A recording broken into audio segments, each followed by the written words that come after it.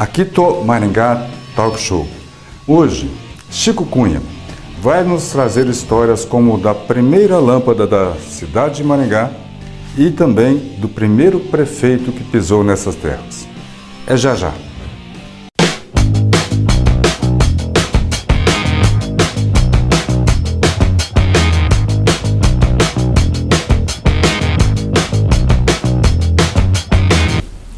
Aqui tô Maringá Talk Show. O nosso compromisso hoje ele vai ser assim regiamente cumprido. Um dos olhares que eu faço questão de trazer aqui para o programa é o olhar de quem viveu a construção da história da cidade.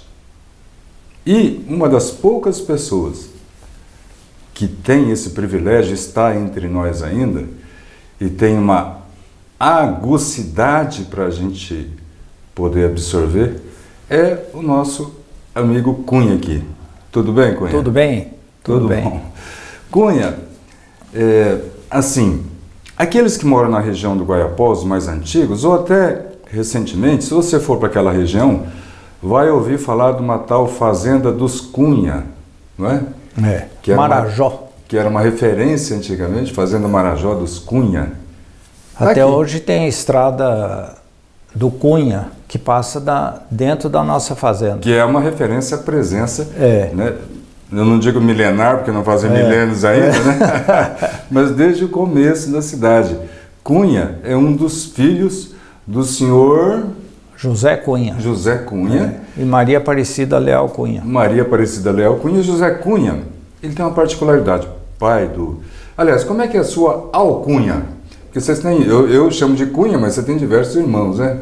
Tenho. Tenho o Antônio Emiliano Cunha, certo, e a minha irmã Amara Leal Cunha. Antônio Emiliano Cunha é aquele que fez uma cachaça artesanal aqui na cidade. Isso, né? Peixe também. Tem peixe também, tilápias, né? Tilápias. De excelente qualidade. Mas enfim, como é que os seus amigos te conhecem? Chico. Chico? Pronto. Aí eu deixo de chamar de Cunha, porque senão dá uma confusão. Chico Cunha, né?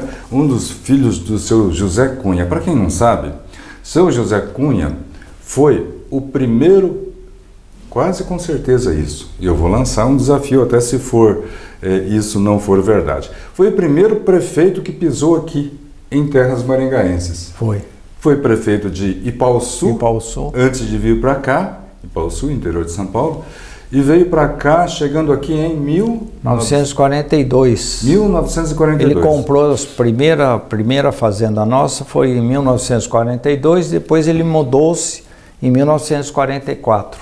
Nós estamos no mês de aniversário da cidade, todos nós sabemos, 1947 é a referência de criação da comarca. Então, 5 anos antes ele comprou as terras aqui. Comprou as terras e 2 depois ele se mudou para Maringá. 2 anos depois se mudou para Maringá, trazendo toda a família. A dona Maria deu uma assustada quando chegou aqui, não deu não?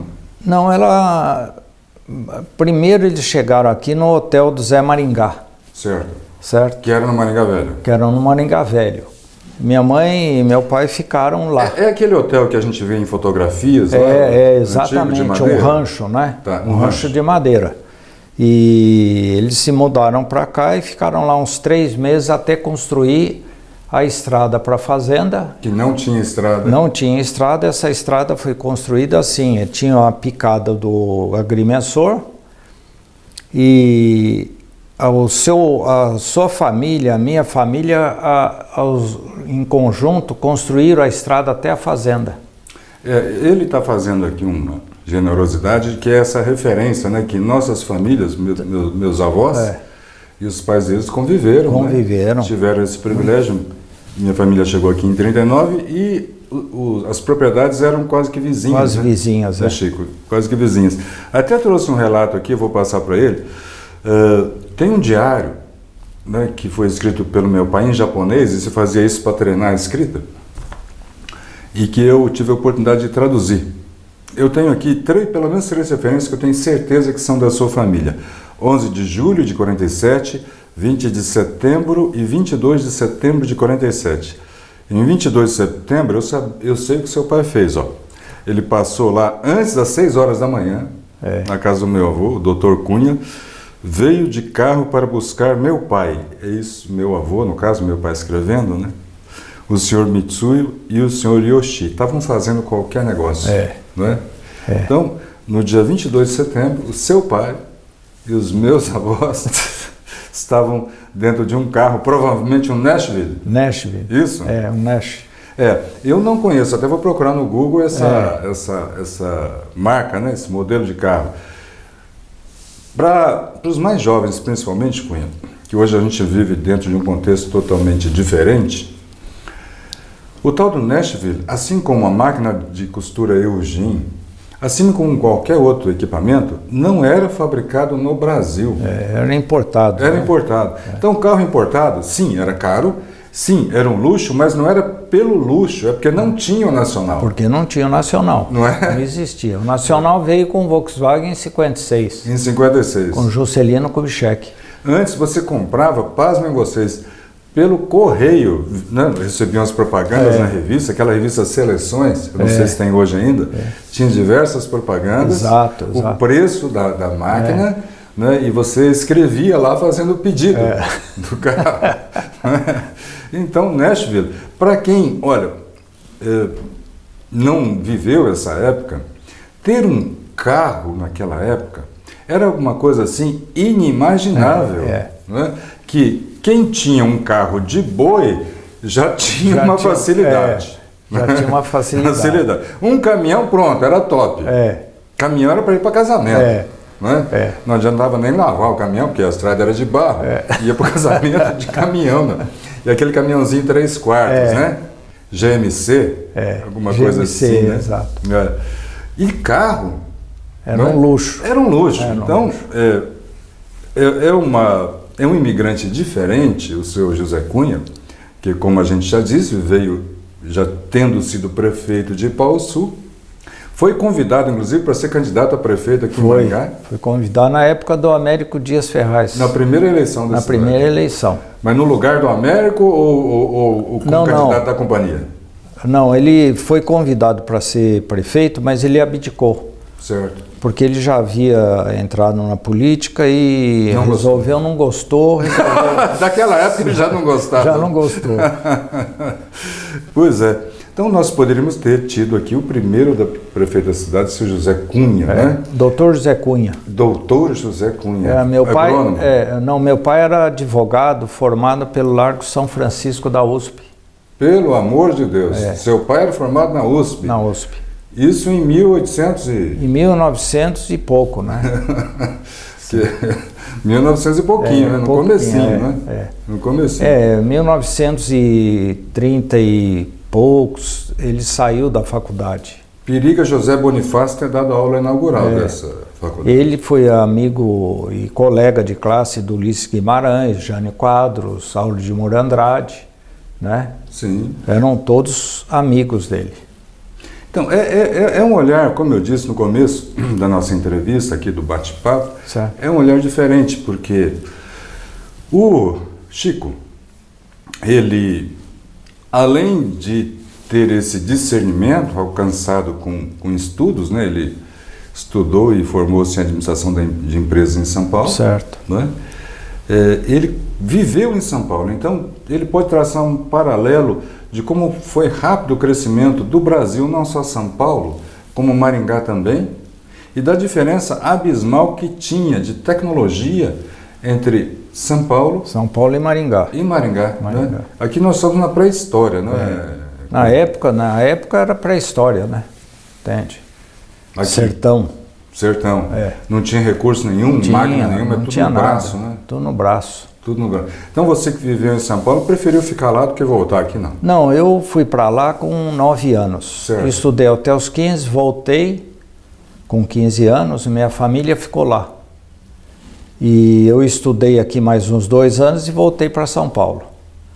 Quando eu voltei com 19 para fazer faculdade aqui, porque papai tinha tido um infarto, eu fiz o primeiro ano de Ciências Econômicas aqui e prestei um concurso por Banespa. Certo. Né? E esse concurso eu entrei. E aí começou a minha vida profissional lá. Entendi. Aí eu trabalhei 1 ano e meio no Banespa, trabalhei na Bolsa de Valores uns 7 anos. Como agente público também no governo Colasso Ono? Trabalhei no governo Colasso Ono, tá? Trabalhei em várias secretarias de planejamento, Coab, né?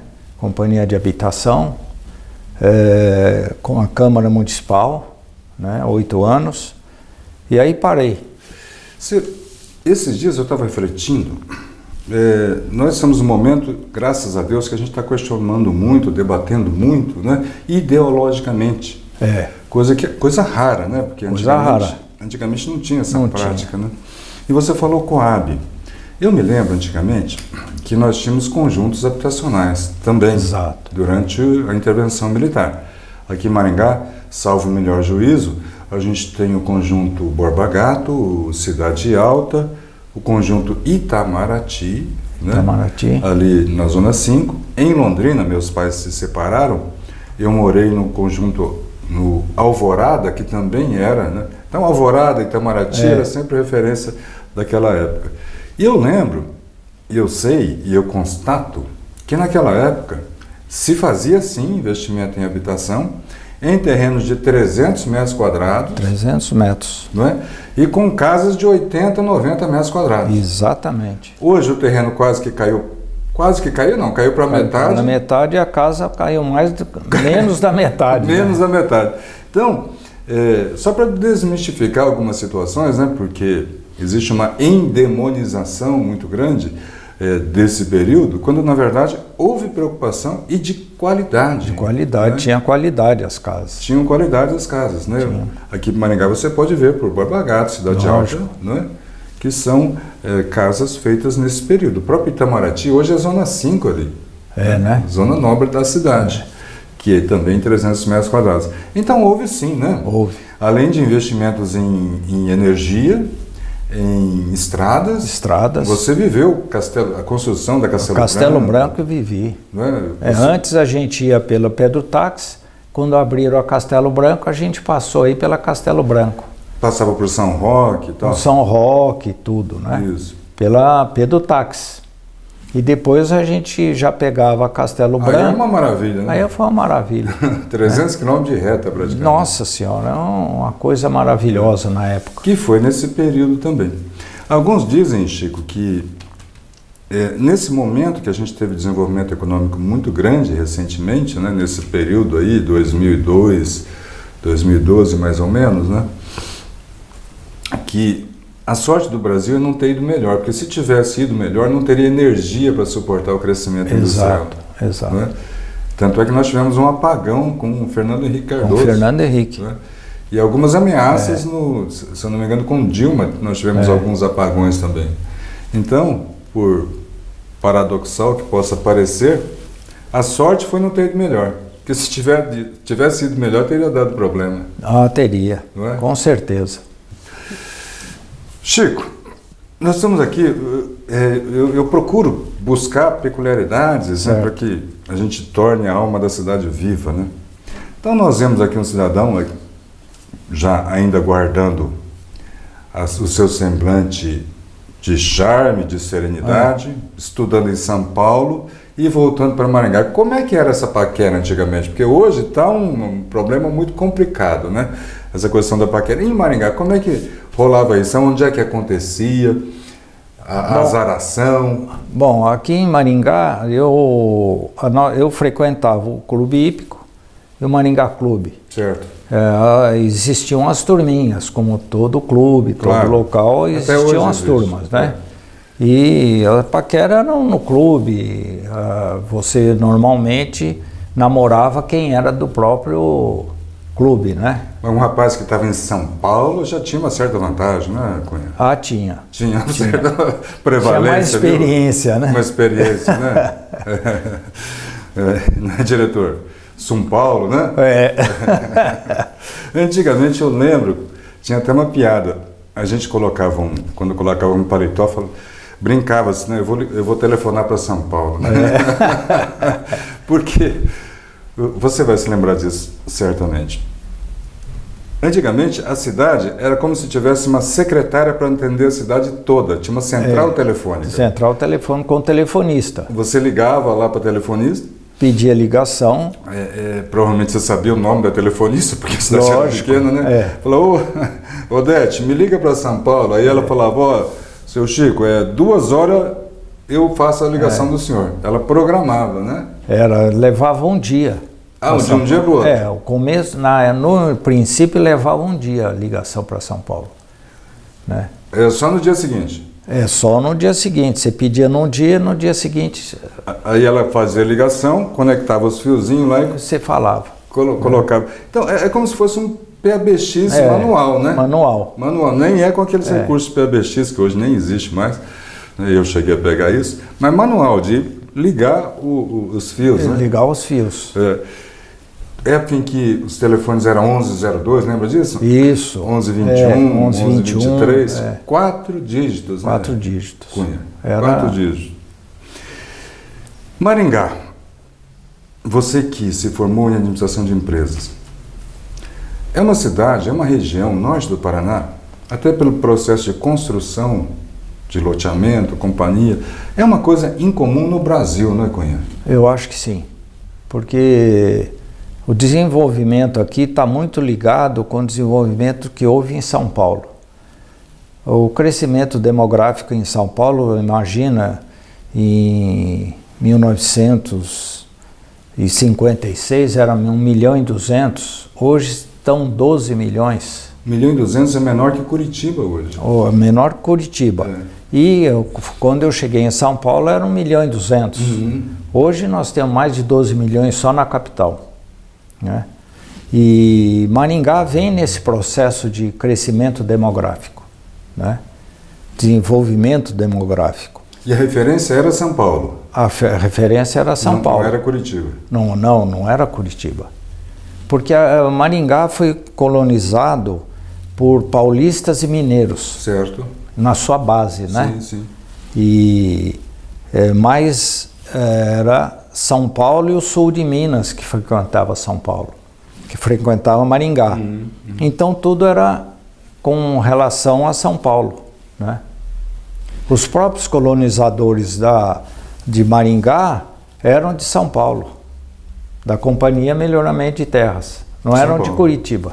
A gente às vezes encontra, e vou aproveitar hoje na rede que nos leva aí Sem Fronteiras, às vezes, principalmente os mais jovens, né, estranham que aqui no Paraná a gente não torce para os times da capital. Exato. O Atlético, o Curitiba.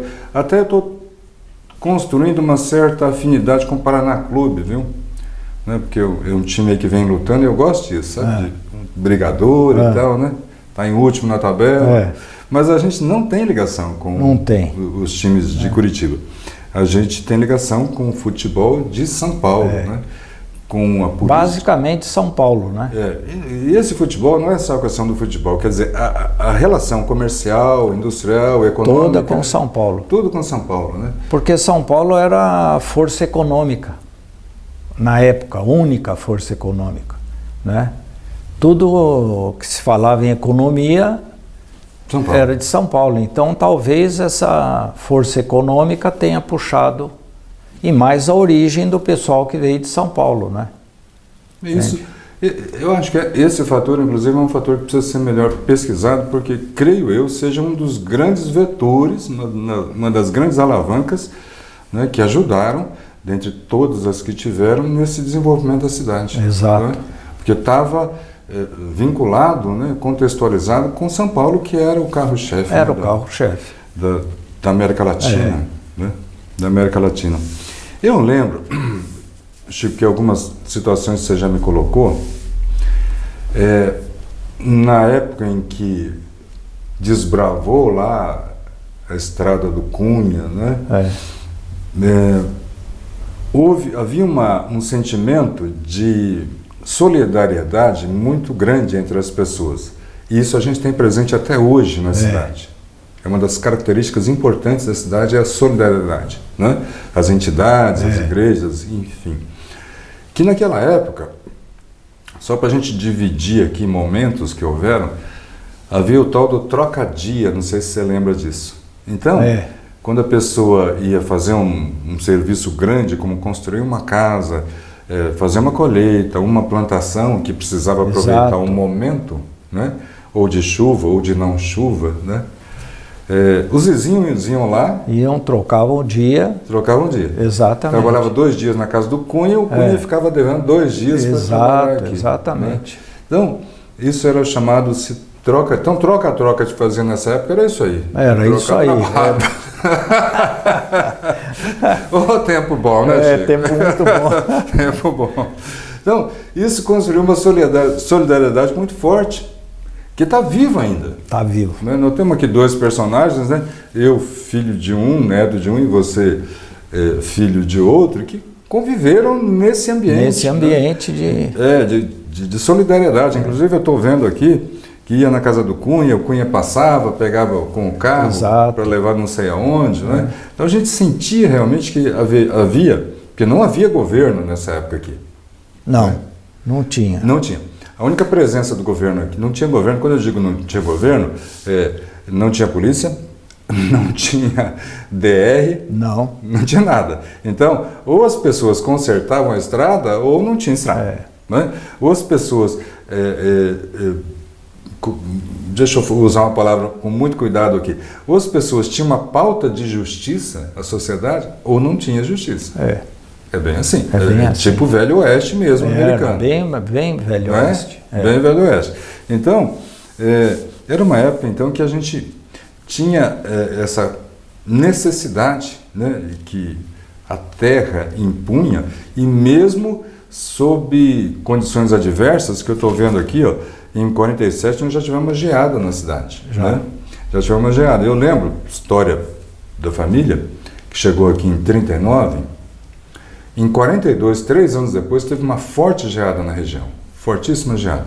Tanto é que algumas famílias que vieram juntos foram embora, porque eles tinham derrubado o mato, preparado, era café naquela época, e o café tinha um ciclo de 3 anos, se eu não me engano.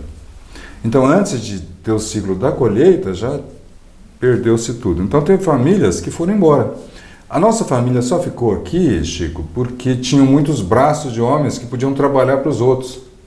Que ganhavam trocado, lógico, né? Até recompor a lavoura.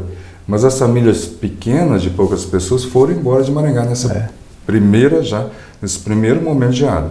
Então, em 1947, outro momento de geada e outro enfrentamento, né? Então, isso foi moldando, foi forjando a personalidade da cidade, né? E aí é preciso entender por que é assim hoje. Eu acho muito importante isso, né? Que não veio do nada. Não veio do nada. A história é essa mesmo. É isso mesmo. E vocês tinham luxo naquela fazenda lá? Eu não me lembro desse luxo, até porque acho que não chegamos a interagir. Mas, em 1940 e poucos, né, o seu José Cunha instalou na fazenda dele a luz elétrica em Maringá. Luz elétrica em Maringá. Eu estava brincando, provavelmente a primeira lâmpada que se acendeu em Maringá aqui foi na sua casa. Deve ter sido lá na minha casa. Na fazenda, porque era com um rodão de água, né? A roda d'água tocava um dínamo. E o dínamo gerava energia elétrica que ia lá para a sede. E a colônia também tinha luz. Não era só a sede. A colônia toda tinha luz também, como nós. O café, o cultivo do café exige muita gente. Então, nas fazendas, todas elas tinham uma colônia de gente. Tinham colônias. Que né, trabalhava no processo lá de cultivo, enfim, né, de colheita do café. Exato. Então, não só na sua casa, quanto nas casas de colônia também já tinha luz. Goiapó hoje é Jardim Novo Oásis, por aí, né?